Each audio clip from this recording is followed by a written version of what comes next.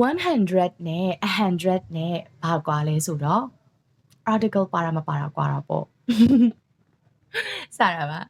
Okay အားလုံးမင်္ဂလာပါဒီချက်မွန်နီကာပါဒီနေ့မှာတော့ဒီချက်ကဒီချက်အကြောင်းသားတယောက်မနေ့ကတော့မေးထားတဲ့မေးခွန်းလေးကိုသူ့ကိုရှင်းပြရင်းနဲ့ဒါအားလုံးကို learner စီအားလုံးကိုသတိရပါလို့ဒီချက်ကဗီဒီယိုလေးရိုက်ပြီးတော့တင်ပေးခြင်းဖြစ်ပါတယ်Okay စလိုက်ရအောင်100ဆိုတာကကျတော့ချေတို့အရေးအတွက်ဒီ numbers ပေါ့နော်အတိအကျကို emphasize လုပ်တဲ့အချိန်မှာ100ဆိုတဲ့အသုံးအနှုန်းကိုသုံးရပါတယ် For example these books cost $100ဒါဆိုလို့ရှိရင်ဒေါ်လာ100အတိအကျပဲဒီလိုအခြေအနေမျိုးအတိအကျ numbers နဲ့အရေးအတွက်နဲ့ပြောချင်တဲ့အခြေအနေမျိုးမှာ cherry က100လို့သုံးတယ်။နောက်တော့ဖြစ်တော့သူကဒီအတိအကျဖြေရမယ့်အချိန်မျိုးတွေဆက်လို့ရှိရင်တော့ဒီ cherry တွေကဒီ100ဆိုတာကိုသုံးပါတယ်။အသုံးများတဲ့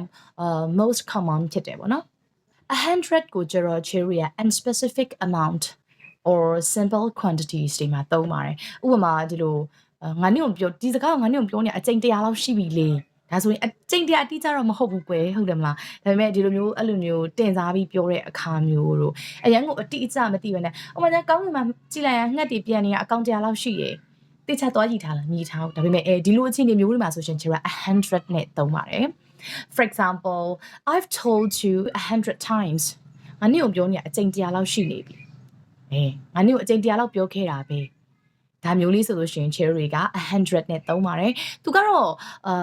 more natural ဖြစ်တယ်ပေါ့နော် natural ပိုဆန်နဲ့ informal ပိုဆန်ပါတယ်ဒါဆိုလို့ရှိရင်တော့အားလုံးပဲ100နဲ့100နဲ့ကိုကိုကွယ်ပြပြနားလည်မယ်လို့ထင်ပါတယ်အားလုံးကိုကျေးဇူးတင်ပါတယ် see you in the next video bye